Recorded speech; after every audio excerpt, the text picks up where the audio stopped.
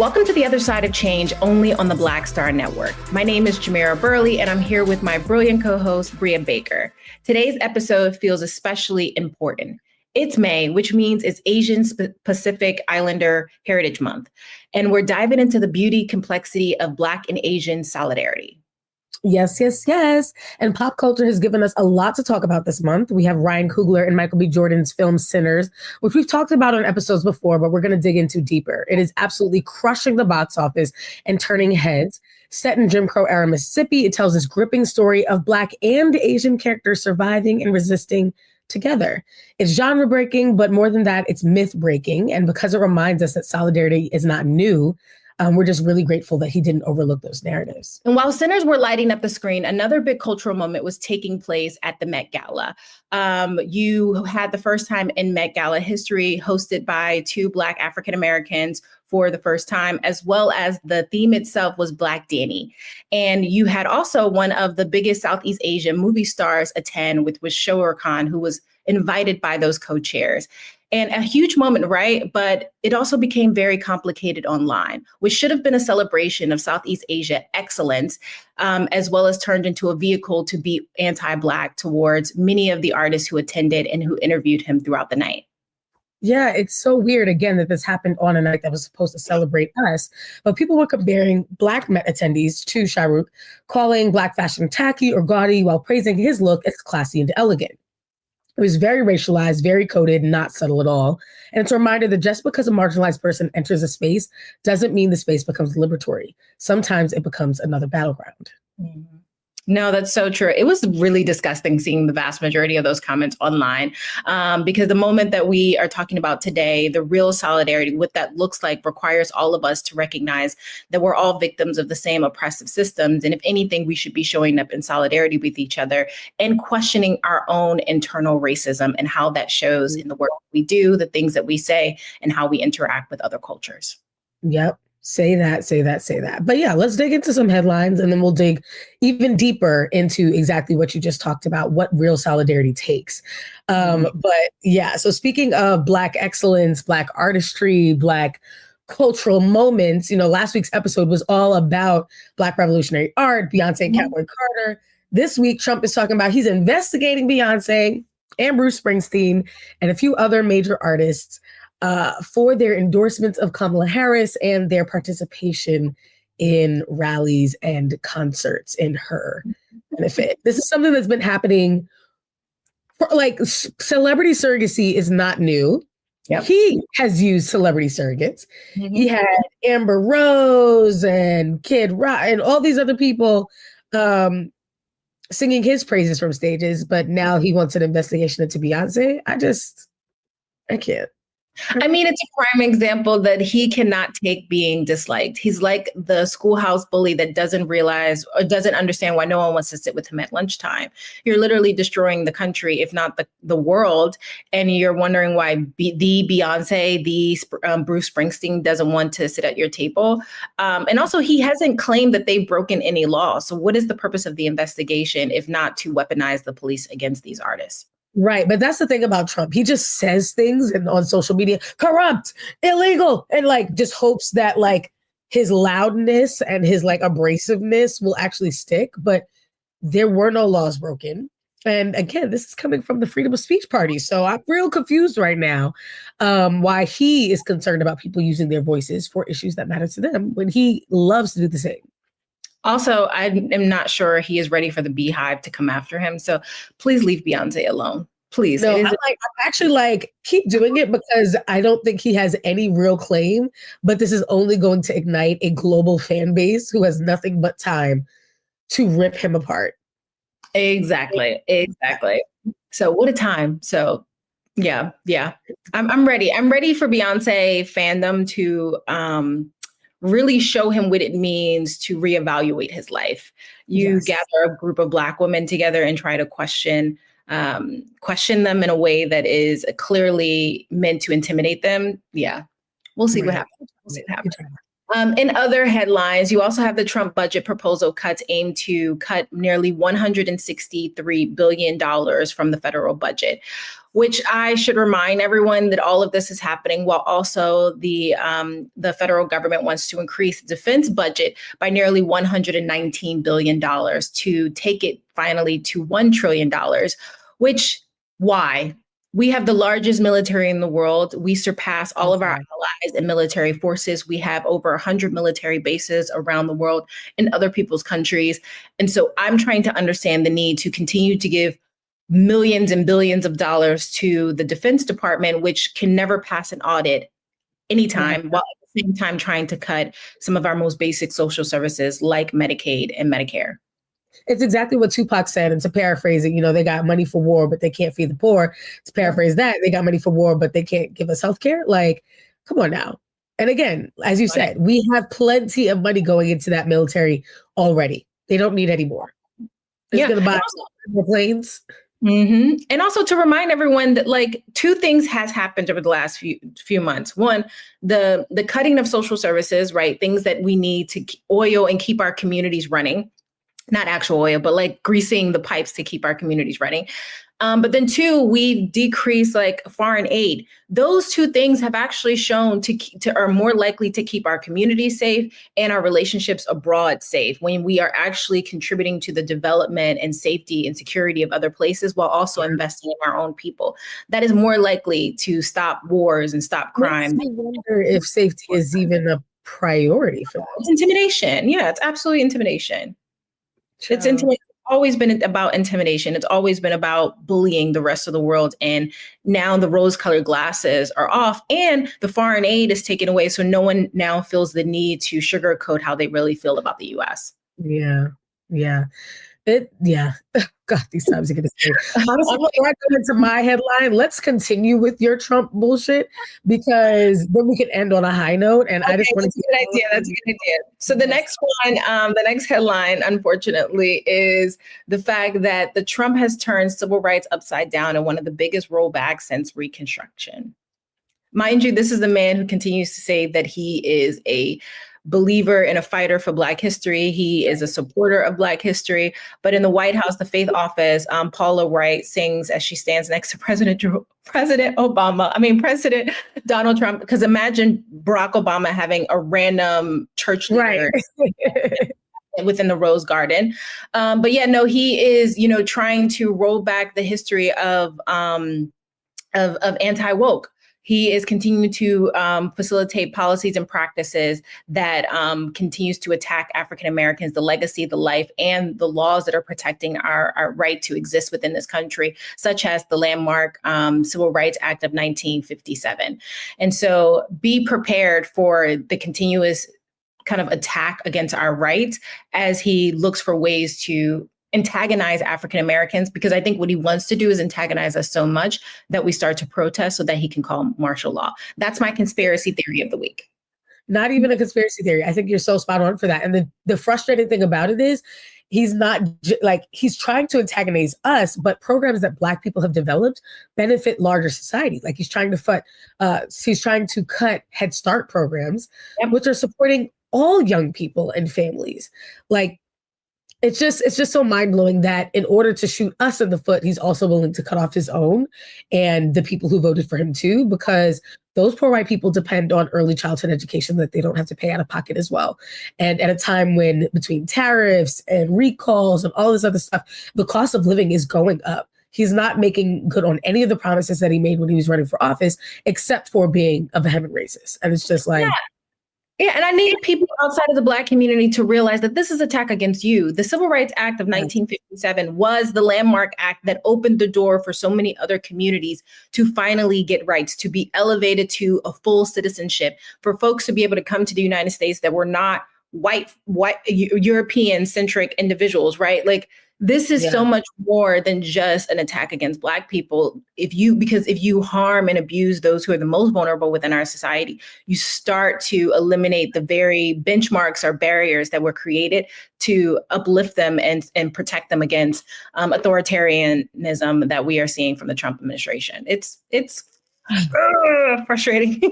It's so frustrating. Punch a wall, punch a wall. You see so many institutions compliant in advance. What are you doing? Right.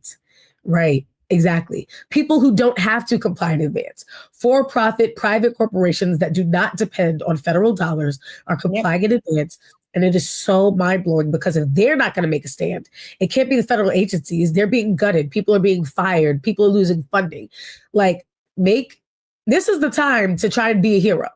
No, they want us individual people to put our bodies and lives on the line because they are refusing to use the power and privileges that they have access to push back and fight back. They want us to sacrifice ourselves for their own safety, right? And that's BS. No, not going to happen. Yeah, well, please give me some. No, literally. Good news, positive news. Sinners has hit the 300 million mark. This movie has been out for, I believe, over a month now. It came out Easter weekend. So yeah, it's been out for about a month or just a little over a month and is not really slowing down the way that people are used to seeing movies slow down.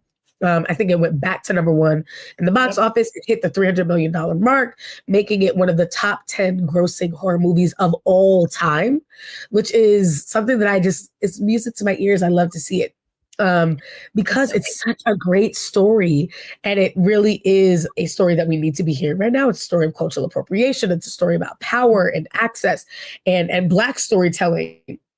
And what is so radical and beautiful about it and how it inspires other people. And as we'll get into later, it's also this really beautiful story and cautionary tale about solidarity and what we have in common and what it takes to build solidarity and sustain those relationships. But I love to see Black people win. I'm rooting for everybody Black, as Issa Rae said.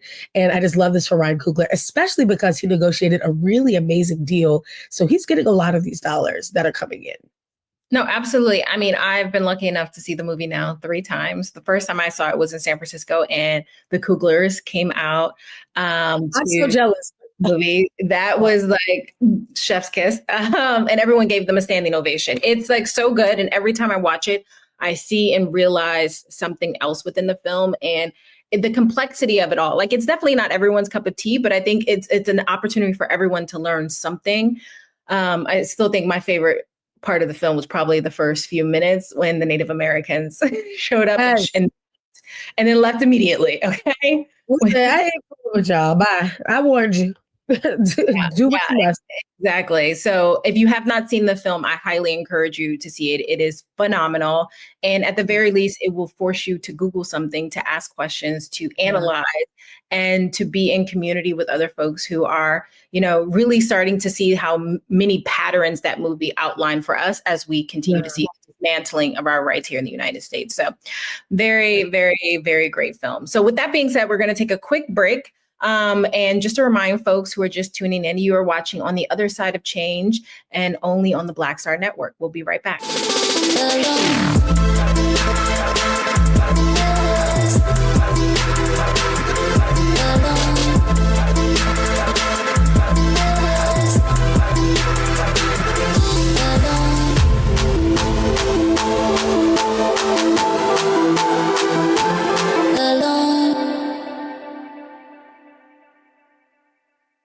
We begin tonight with the people who are really running the country right now. Now, Trump is often wrong and misleading about a lot of things, but especially about history. Donald Trump falling in line with President Elon Musk. In the wake of the unsettling news that MSNBC has canceled Joy Ann Reid's primetime show, The Readout, Roland Martin and the Black Star Network would like to extend an invitation to all of the fans of Joy Ann Reid's MSNBC show to join us every night to watch Roland Martin Unfiltered, streaming on the Black Star Network for news, discussion of the issues that matter to you, and the latest updates on the twice impeached, criminally convicted felon-in-chief Donald Trump and his unprecedented assault on democracy, as well as co-president Elon Musk's takeover of the federal government. The Black Star Network stands with Joy Ann Reid and all folks who understand the power of Black voices in media. We must come together and never forget that information is power. Be sure to watch Roland Martin Unfiltered weeknights, 6 p.m. Eastern at youtube.com/Roland S. Martin or download the Black Star Network app.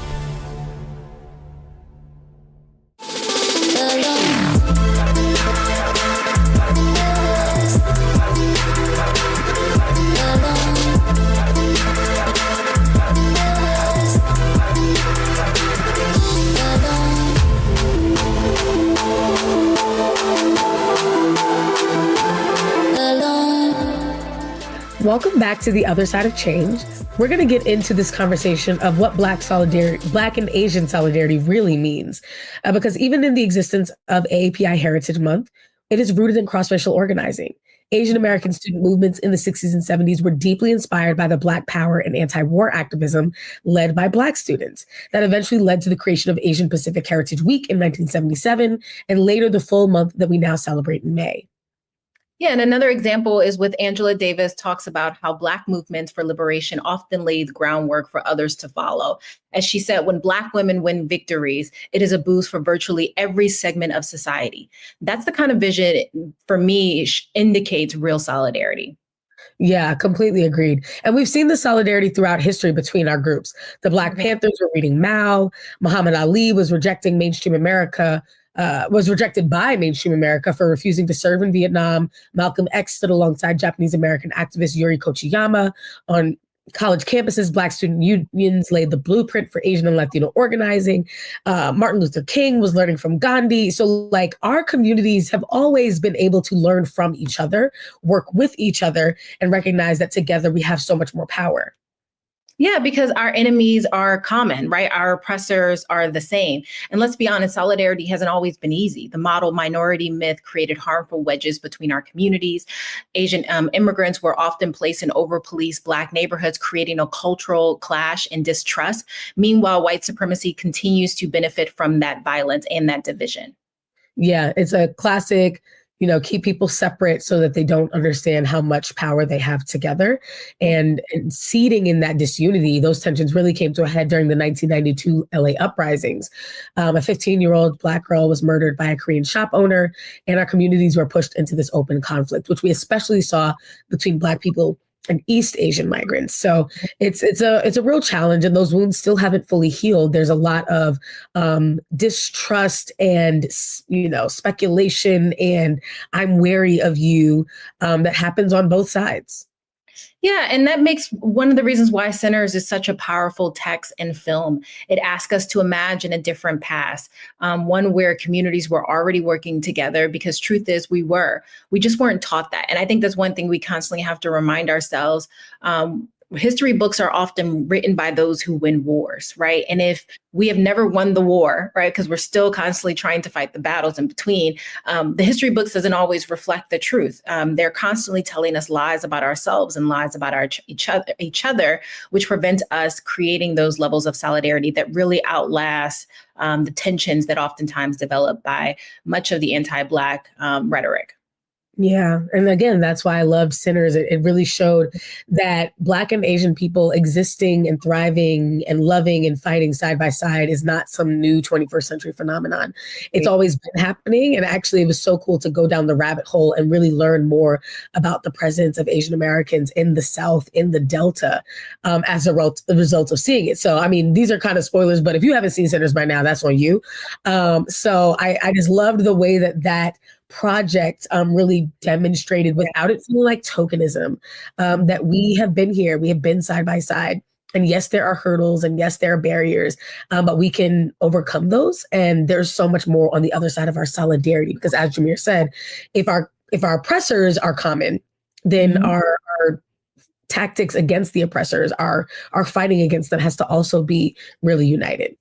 Yeah, and it reminds me of, Ali, right? Like one of the reasons why he did not want to fight in the Vietnam War, because he understood that to go and fight some group of people on a foreign land who are also suffering by the same oppressors, right, was actually contributing to his own oppression. Like it would not benefit him to go and harm Asians in another country for the benefit of the U.S. imperial, system.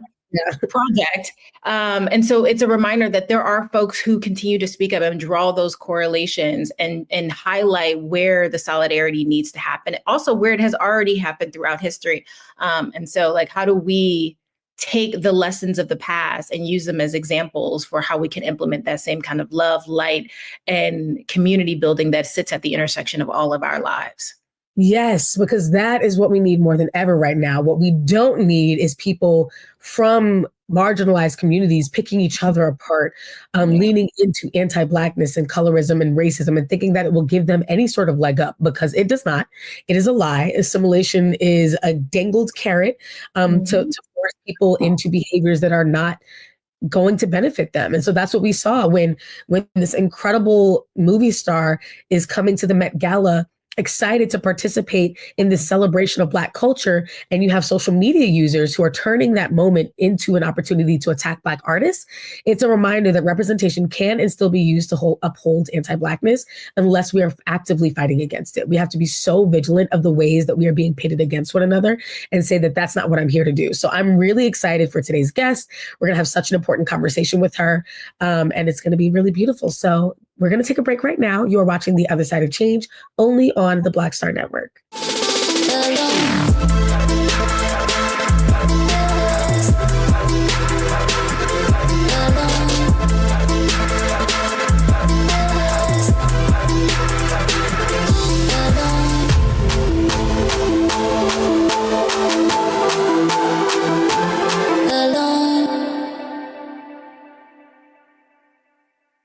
Hello, I'm Isaac Hayes III, founder and CEO of Fanbase. Listen to what I'm about to tell you. The window to invest in Fanbase is closing. We've raised over $10.6 million of our $17 million goal. That means there's room for less than 6,370 people to invest in Fanbase for the average amount. The minimum to invest in Fanbase right now is $399. That makes you an owner in Fanbase today. Go to startengine.com/fanbase to invest. Why? Because current social apps have taken advantage of users for far too long, with content suppression, shadow banning, harmful racist content, and no real tools for monetization and equity. Fanbase has over 1.4 million users and counting, allowing anyone to reach all their following and monetize their content from day one. Social media is the new TV, and whoever owns the apps that distribute that content have the opportunity to own potential billion-dollar companies. While big platforms with uncertain futures are failing to serve their users, Fanbase is stepping up to fill the gap. Don't wait until it's too late. Invest now, invest for yourself and your future. Go to startengine.com/fanbase and own the next generation of social media.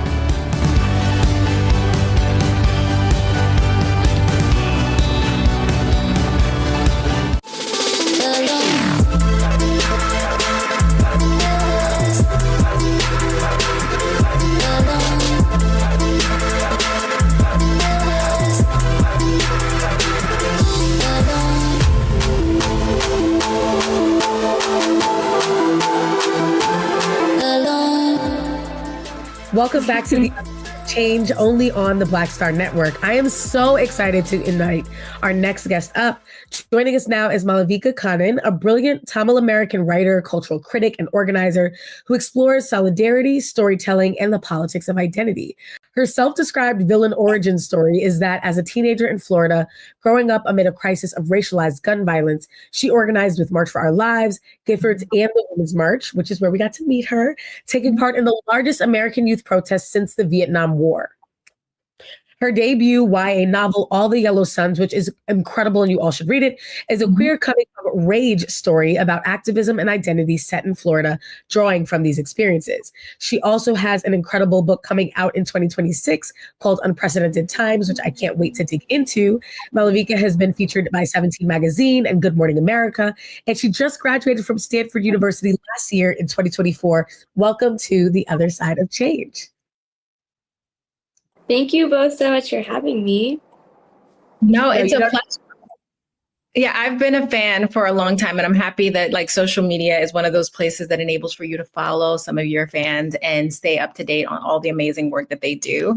And we're excited to have you on here and to really draw those, bring that reality together on screen for folks to learn more about you, but also the amazing work that you do.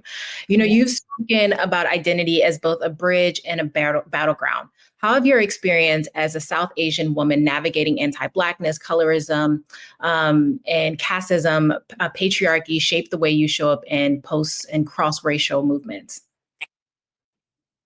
Yeah, I think something I think about all the time with South Asian Americans specifically is that we are literally making it up in real time, like how it is that we want to engage with America. Like for folks like me who are first generation American, like we don't necessarily have strong historical roots in this country, but what we do have is like a sense of like a lot of changes happening around us and a very distinct choice of how we want to align ourselves.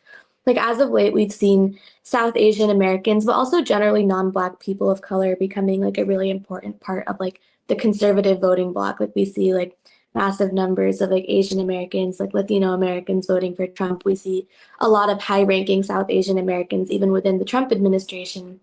And on the other hand, we see like South Asians who are like trying to like consciously like, align our movements for justice with that for Black lives. There has been, as y'all pointed out in your introduction, a very long history of cross-pollination between movements against American racism and larger Western colonialism abroad. And I obviously have chosen to try to align myself in broader solidarity movements. But I can see that that is a choice that's being made in real time by like my friends, the people around me, and other people who are also coming up in like the 21st century America. Yeah, that's such a real point. And I really appreciate you also like mentioning in particular with your experience as a South Asian woman and how that varies, because I think a lot of our continents, Africa, Asia, even like South America, get treated like monoliths, and they are so expansive, and that could be further from the truth. And so a South Asian experience could be so much different from a East Asian experience, so much different from a Pacific Islander experience. And I think that's something that definitely shows up in solidarity building, because even when we talk about the minority, the minority myth, or like the model minority myth, excuse me, like that's not something that would affect a browner person from the Asian community or like a Filipino, like it just shapes us all very, very differently. And so anyway, long story short, I say all that to say that during the COVID-19 pandemic, we saw a lot of movements around both anti-Black policing, but also around anti-Asian hate. And these movements are rising up simultaneously, but our communities were still being pitted against each other, even though many of us are affected by the same systems, like over-policing, like racism, like exclusion from spaces. And so there was this like constant pitting against one another. How did that moment shift or affirm your understanding of solidarity and the work that still needs to be done to understand the expansiveness of both of our communities and the opportunities in coming together? Yeah, so I was like around 20 when like Stop Asian Hate came up. So I was definitely like a very formative part of my coming of consciousness as an Asian American person, which is not actually something that is like my primary identifier. Like I think I have been someone who kind of learned about Asian Americanness and had to sort of choose to align myself even with other Asian Americans the same way I had to choose to align myself with Black Americans.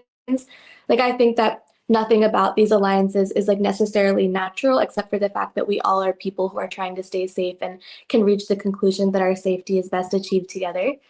But I remember I was living in the Bay Area at that time. I had just started working at San Francisco Chronicle as their first like race and equity intern. And that was like my first assignment, was like to go into Chinatown, like in the pouring rain, like not speaking Chinese, to talk to a community that was like very actively grieving, and to see the kind of like safety measures that they were trying to take place. And in some ways, a lot of what was happening with like a community like safety task force almost sounded like woke in a way, like it's community safety, it's without the police. But then on the other hand, you saw a lot of these community safety task forces like harassing homeless people. There was like this very like slippery and very awkward and hard to describe anti-Blackness that was happening within the movement, which again, like I felt like an outsider looking in on. But at the same time, we saw a lot of like really exciting work being done, like for Black Asian solidarity in the Bay Area, like abolitionist Asian Americans who were pointing out that, we all have the same issue, which is trying to be safe, but there are other ways with which we can achieve that safety that doesn't require reliance on the police, that doesn't require us, to carry guns or to like be intimidating one another. So I think the Stop Asian Hate movement to me was very interesting because for a lot of us who are first generation American, it was the first time we'd had to have this like very like awkward and complex conversation about who we align ourselves with, how we make solidarity. And it went in a lot of ways. Like for some people like me, abolition became the answer I arrived at. Some people, it went in a really corny direction, like Stop Asian Hate almost became like a sort of competing hashtag to Black Lives Matter Yeah. There was like a weird sort of corporatization of it where like a lot of like big Asian American like startups, I guess, came up out of that. And there was a push for representation and inclusion on like the consumer side of things, the same way we maybe saw with Black Lives Matter, that a lot of the changes that came up after that were more like cosmetic or like about better marketing to consumers or something. So I think in some ways, like I saw it following that trajectory while also maybe like wrestling with it. And I think it's like still a work in progress that like Asian Americans who are coming up right now in America for the first time are like actively trying to figure out what to do. Yeah. Oh, sorry. Go ahead, Jamira. No, I was just going to say that makes sense, right? Like unfortunately, we know racism is very much a social construct, as is race. And the idea that, especially if you're first generation or even, just immigrated to the US, you are navigating an unknown world in which isn't reflective of a place that most of the people who look like you, right? And so I can definitely understand like that struggle of trying to I find your own identity in such a broad community while also navigating very complex spaces in the US that feels like a what is it called? Like a landmine, right? You don't know where you're stepping. You don't know the history. You don't know the complexity behind it, especially how it may reflect in policy versus practice. So yeah, I never thought about it like that. Yeah. And the other thing that was very interesting was what you brought up about the competing moments. I remember having a white friend kind of do this. There's a white woman that I knew who was like, if you went to a Black Lives Matter protest, you better be going to this. And I was like, why are you gonna do that? Like, just tell people to show up to the protest that you're encouraging them to go to. Because the reality is there's a lot of people who went to Black Lives Matter protests who did it to be seen and have not shown up for that movement since. And so why put those movements against one another as if, so many more people came out for this than are willing to come out for that. And it's like, okay, don't compare George Floyd to, you don't need to do that, And I just think that instead of using it as an opportunity for building awareness of commonality and the fact that there were also Asian Americans being harmed by police, talking about like the legacy of Japanese internment and how that shaped a lot of like, especially East Asian Americans' identity. Like it was such a weird competitive thing. And then, yeah, of course, the corporatism. So everything you just said is so spot on. Reminder that, people just talk too much and just say the weirdest things unnecessarily, right? Like some of this conflict is so unnecessary. But, I think what's come to light over the last few weeks is that there's still so much work to be done. As you all know, the Met Gala happened, a week and a half, 2 weeks ago, and Shah Rukh Khan, who's one of the biggest artists out of Bollywood. And if you, for the first time, are hearing the word Bollywood, let me just say that Hollywood is not the only place where movies are made. There's Bollywood and there's Nollywood, which is Bollywood happens in India, Nollywood happens in Nigeria. Yeah. And so there are movies and stars outside of the United States ecosystem that exists with much larger audiences. And so Shah Rukh Khan, who's one of the biggest Bollywood artists, appeared at the Met Gala for the first time in history, and which should have been a very celebratory moment of communities coming together, showing solidarity, revealed that there is still so much intercommunal dynamics and limits to that representation. And so I'm curious for you, how do you navigate that as you see much of your community still struggling to show up in a way that doesn't replicate the same harms and oppressive systems that they saw in their own communities here in the US? Yeah, so I know we were talking a little bit about the Met Gala discourse earlier. I think something that I think about a lot is I try to not take too much stock in what is happening in celebrity discourse. Like, I just don't think it really represents a lot of us. And it's something that I wished even with South Asian creators is that we've had a lot of big moments of like online discourse around fashion, whether that's cultural appropriation or this feeling of being like slept on in the Western gaze and like not having our celebrities recognized, which in many cases like can lead to instances of anti-Blackness, as he pointed out. And I guess like my wish is that the South Asian diaspora, we would talk about more important things, like even with regards to fashion, like so many of the fashion products that we're consuming are made in the global South, are made in countries like Bangladesh, are made by South Asian women and femmes who are being paid like cents on the dollar. So I think I just feel a little embarrassed when I see like our online discourse being used to make like these statements that veer into anti-Blackness instead of like confronting maybe something more substantial. Yeah, because there's a lot of issues that we can draw a lot of correlations and similarities to, right? That we know would have been a moment to uplift those issues in a way that actually would have taught people more about what is actually happening in the global South versus almost like push people away from learning or wanting to engage in the first place.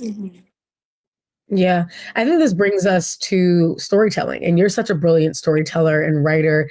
And I love following you on social media because your commentary is so spot on and you're constantly just like pushing Very cheeky on TikTok. She's very cheeky. I love it, okay? Even on Instagram stories, I'd be like, put that on the grid, okay? But no, for real, I think there's a lot of we are thinking in our heads, and you are pushing us to be more critical and a little less like, yeah, just don't go for the cheap conversation. Like what is actually at the core of what we want in this world? And so I love the way that you do that. And do you think that art and storytelling have more power than policy when it comes to building intercommunal understanding, or what is that role of art and storytelling in helping us to have these deeper conversations in ways that, like, you know, you can't legislate and force people to have these conversations, but you can inspire and motivate people to have them? Yeah, I think something I think a lot about when it comes to South Asian identity is, like I said, we're figuring it out in real time.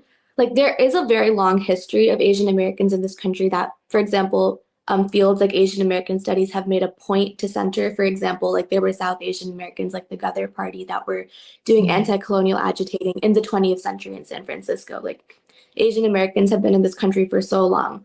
But for a lot of us who are the product of post-1965 immigration policies, like my parents who came in the 90s, you know, like it almost feels like we're in American puberty, like we are figuring out what it means to relate to America, to be politically active. And I think that storytelling helps us a lot with like imagining what are different ways of existing in this country and understanding that the struggles that we have had are not unique to learn from the past. I think about the Golden quote all the time. Like, you think your pain and heartbreak are unprecedented in the history of the world, but then you read. And I think that when we have other options to understand what does it mean to make change in this country, we're less likely to go down these corny paths that we were describing, whether that's like, you know, like being obsessed with celebrity drama, like that has anything to do with us, or like going this like very like weird like corporate representation route, or like trying to sort of like copy Black people. Like I see that as like an impulse that comes up a lot often in Asian American spaces, that when you're trying to assert yourself in America, like you either kind of go this like extremely like so-called whitewashed route, or you go and you kind of try to like copy Black people, both of which can have like pretty awkward results.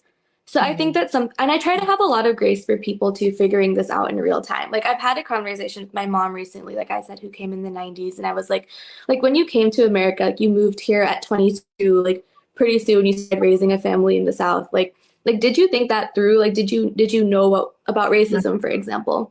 And she like didn't. She was like, yeah, like I knew that there was slavery. Like, she maybe knew MLK, but like that was it. But then she also told me that when she came to America, even though my mom is totally fluent in English, like she wasn't that tapped into American English. And she said that her worst fear was that she would be in an elevator with a white person and have to talk to them.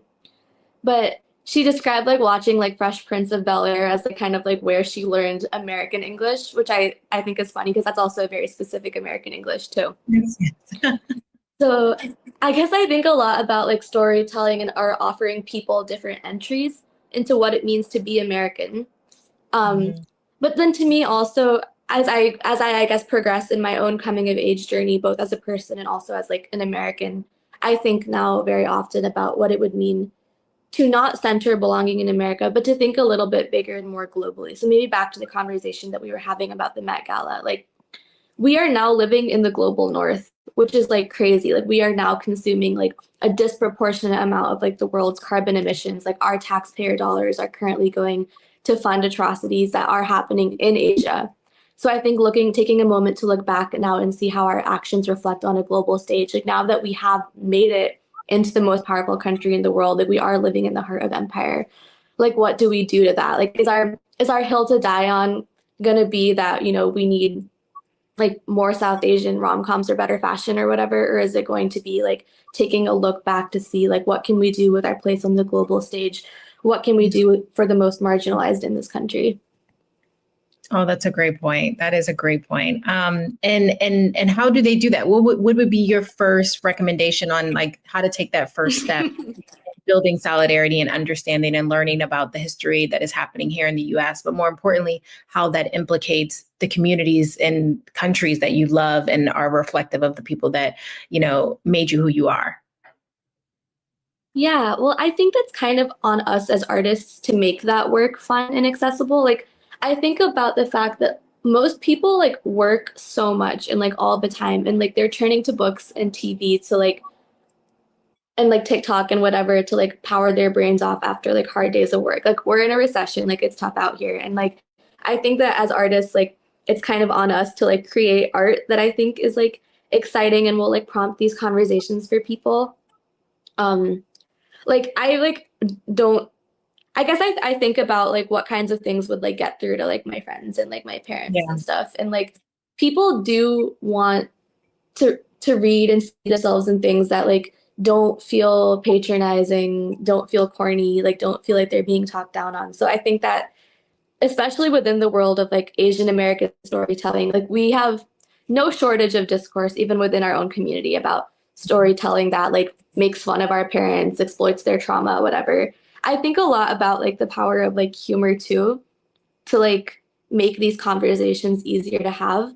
Like, as much as like there's a temptation to write about immigration as a sob story, I view a lot of like what my parents and I went through as like very funny. Like there's a lot that's like super comedic about even like trying to come of age in like this really weird country, about like being a brown girl like post 9/11, that like I think that could be a way to reach people as well.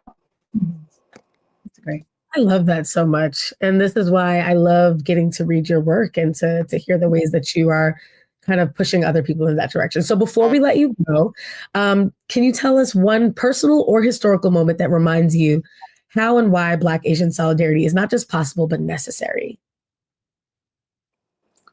Ooh, okay. I need to think on that for a sec. Okay, take a second. Okay, actually, I have it.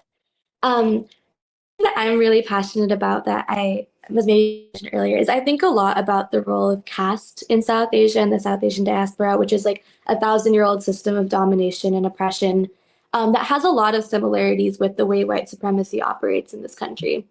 And something that makes me feel really excited is like the cross-pollination that's happened between movements for caste justice in South Asia and the diaspora and movements like for Black lives in America. Like one of my favorite books of all times, which I recommend to everyone, is Caste by Isabel Wilkerson, who's like a brilliant Black American scholar who draws these parallels between the systems of domination and how we can, I guess, like transform them. And yeah, so I really recommend that book as an example of like really brilliant Black Asian solidarity. That's a great book. That's a great book. And where can folks learn more information about you? And feel free to drop when that new book is coming out. Yeah, so I guess folks can follow me on Instagram. It's my name at Malavika.Kannan. And I have a novel, Unprecedented Times, that is a coming of age novel set during the COVID-19 pandemic. It definitely explores a lot of these themes. The summer of 2020 from the perspective of like an Indian immigrant family is like a central plot point. And I'm really excited, I guess, to hear how that lands for people. Awesome. Thank you so much for joining us in this conversation. And I hope you have a great week. Love you, Bill. Thanks. Thanks. All right, we're going to go on break. You're and we'll brilliant. Oh, wait, go ahead. Okay, sorry. No, Malavika is incredible. I'm so glad that we had her on the show. Let's take a break and we'll just be back to close out this incredible episode. You're watching The Other Side of Change only on the Black Star Network.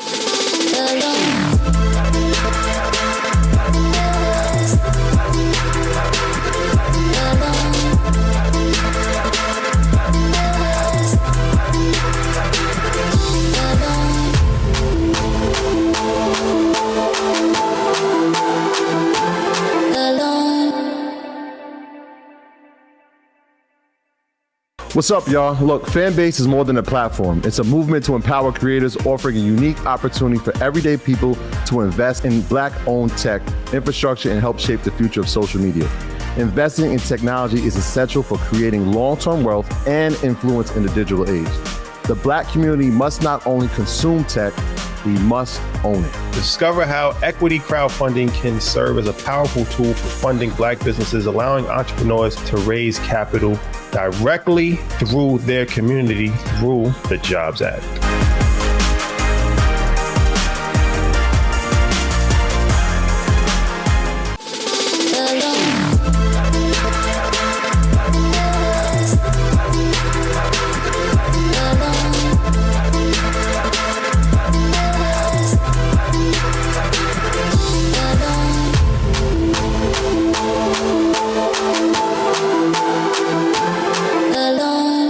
This conversation reminds us that solidarity isn't perfect, but it's powerful, and it's needed more than ever.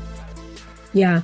If you want to dive deeper into everything that we discussed, there are some incredible books out. Unassimilable by Bianca Mabute-Lui, Samurai Among Panthers by Diane Fukino, and Cast by Isabel Wilkerson, which is what Malavika just mentioned. You can also follow her on social media at malavika.kannan, and support groups like AAPI Women Lead and 18 Million Rising, who are doing that work of reminding us we have so much more in common than we have in difference. Yep. And until next time, keep questioning, keep building, keep showing up. You've been watching The Other Side of Change only on the Black Star Network.